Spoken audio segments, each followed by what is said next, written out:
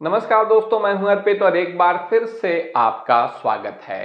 एक तरफ भाजपा के स्वघोषित चाणक्य यानी कि गृह मंत्री अमित शाह वक्फ बिल के फायदे गिनाते रह गए, वहीं दूसरी तरफ उन्हीं की पार्टी में इस कदर टूट हो गई कि अध्यक्ष ही इस्तीफा देकर चले गए। आप सोचिए किस तरह भारतीय जनता पार्टी इस वक्त दबाव में है। जो एक तरफ घिरी हुई है वक्फ बिल पर, वहीं उसकी खुद की पार्टी में, उसकी सहयोगियों की पार्टी में टूट हो रही है। हालांकि इसके बारे में हम आपको बाद में बताते हैं, पहले आप एक नजर डाल दीजिए कि किस तरीके से वक्फ बिल पर इस वक्त मुसलमान सड़कों पर उतरे हुए हैं। एनडीए के सहयोगी दलों में फूट बढ़ती जा रही है, चाहे वो जयंत चौधरी हो राष्ट्रीय लोकदल वाले, चाहे ओपी राजभर है सुबह सपा के नेता, नीतीश कुमार, चिराग पासवान, सभी की पार्टी में बगावत हो रही है। नीतीश कुमार की हालत तो सबसे ज्यादा खराब है, इनकी पार्टी में इस्तीफों की लाइन लगी हुई है। भाजपा के भीतर भी इस वक्त सब कुछ सामान्य नहीं है, यहां पर भी सिर फुटव्वल अपने चरम पर है और भाजपा में अध्यक्ष पद से इस्तीफा दे दिया गया है। लेकिन यह इस्तीफा वक्फ बिल की वजह से नहीं हुआ है। तमिलनाडु में भाजपा के अध्यक्ष हैं के अन्नामलाई और ये ही एकमात्र नेता है तमिलनाडु में भाजपा के। भाजपा का तमिलनाडु में कोई अस्तित्व नहीं है, लेकिन अन्नामलाई ने ही अपनी मेहनत से, अपनी लगन से, अपने संघर्ष से भाजपा के लिए वहां जमीन तैयार करी और अब अन्नामलाई ही अध्यक्ष पद छोड़कर चले गए हैं। इन्होंने त्यागपत्र दे दिया है और इसके पीछे की जो वजह है वो और भी ज्यादा चौंकाने वाली है। आपको बता दें कि इस्तीफे का कारण जो है वो ये है कि तमिलनाडु में भाजपा का एआईएडीएमके के साथ गठबंधन है। एआईएडीएमके वही पार्टी है जिसकी अध्यक्ष कभी जयललिता हुआ करती थी। जयललिता तमिलनाडु की लंबे समय तक मुख्यमंत्री रही हैं।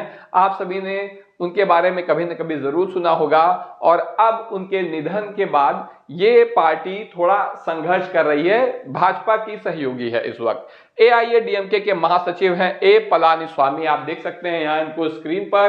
तो इनका नाम है एडप्पादी पलानीस्वामी। इन्होंने दिल्ली में अमित शाह से जाकर मुलाकात की और वहां जाकर इन्होंने कहा कि के अन्नामलाई का जो तौर तरीका है, जिस तरीके से वो पार्टी को चला रहे हैं, हम उनकी अध्यक्षता को, हम उनके नेतृत्व को भाजपा के बर्दाश्त नहीं कर पा रहे हैं। ऐसे में हमारे लिए मुमकिन नहीं है भाजपा के साथ गठबंधन में बने रहना, जिसका नतीजा ये हुआ कि तुरंत ही अपने आप को चाणक्य घोषित करने वाले अमित शाह इस कदर दबाव में आ गए कि अगले ही दिन भारतीय जनता पार्टी के तमिलनाडु के सबसे बड़े और लोकप्रिय नेता के अन्नामलाई को इस्तीफा देना पड़ा। के अन्नामलाई कोई बहुत मामूली नेता नहीं है, ये आईपीएस अधिकारी थे, उसके बाद इस्तीफा देकर राजनीति में आए और यहां भी ये सफल रहे हैं। के अन्नामलाई ने भाजपा को तमिलनाडु में मजबूत करने में महत्वपूर्ण भूमिका निभाई है।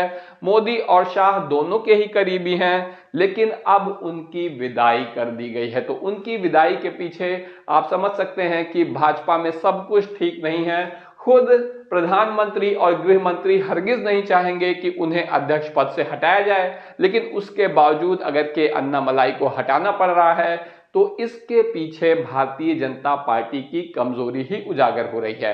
क्योंकि आप देख सकते हैं कि लोकसभा चुनाव के बाद से भाजपा लगातार कमजोर होती जा रही है। चाहे उसकी ये जो दोनों बैसाखियां हैं, नीतीश कुमार और चंद्रबाबू नायडू, ये दोनों ही लगातार भाजपा पर दबाव बनाए हुए हैं और अब जिस तरीके से एआईएडीएमके के दबाव में भाजपा के अध्यक्ष को तमिलनाडु में इस्तीफा देना पड़ा है, उससे एक बात अब शीशे की तरह साफ है कि भारतीय जनता पार्टी लगातार कमजोर होती जा रही है। आप देख सकते हैं बीजेपी वक्फ बिल पर मुस्लिम समाज को साधने की कोशिश कर रही है। मुस्लिम समझ जाएंगे बिल उनके पक्ष में है, यानी गृह मंत्री ने पूरा जोर लगा दिया है मुस्लिम समाज को यह बताने के लिए कि वक्फ बिल असल में आपके हित में है। वहीं खुद इनसे ना तो अपनी पार्टी संभल रही है, ना ही इनके सहयोगियों की पार्टी संभल रही है।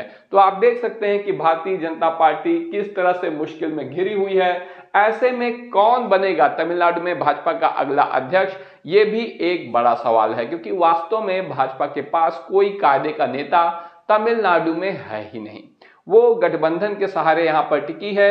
एआईएडीएमके से गठबंधन है, लेकिन खुद एआईएडीएमके की भी हालत खराब है, क्योंकि जयललिता का निधन जब से हुआ है तब से आप देख सकते हैं कि करुणानिधि के बेटे हैं स्टालिन, इनकी पार्टी है डीएमके और ये तमिलनाडु के मुख्यमंत्री बने हुए हैं। 2026 में तमिलनाडु में विधानसभा चुनाव होने हैं और यहां पर आपको बता दें कि स्टालिन लगातार भारतीय जनता पार्टी को चुनौती दे रहे हैं। क्यों चुनौती दे रहे हैं? क्योंकि चाहे भाषा और परिसीमन का विवाद हो, इसे लेकर स्टालिन ने भाजपा नेतृत्व का जबरदस्त विरोध किया है, क्योंकि स्टालिन का कहना है कि हिंदी भाषा तमिलनाडु के लोगों के ऊपर थोपी जा रही है। वहीं वक्फ संशोधन बिल पर भी स्टालिन भाजपा के खिलाफ हैं और उन्होंने सुप्रीम कोर्ट तक जाने का फैसला कर लिया है। ऐसे में भारतीय जनता पार्टी के लिए तमिलनाडु में राह आसान नहीं है और स्टालिन से टक्कर लेने के लिए भाजपा को एक मजबूत चेहरे की जरूरत है।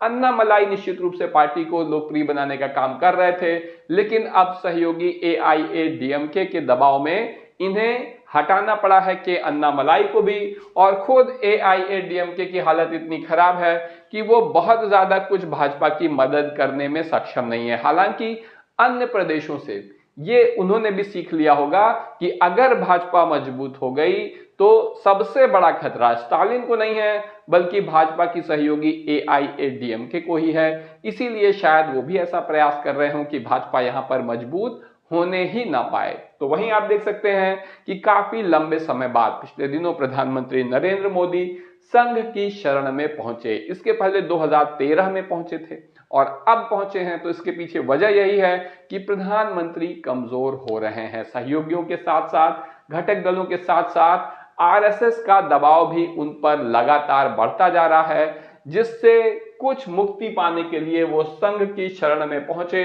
और यहां जाकर संघ के नेतृत्व में उन्होंने आस्था जताई। लेकिन क्या इससे कुछ काम बनेगा? क्योंकि क्या बीजेपी सहयोगियों के दबाव से टूट जाएगी?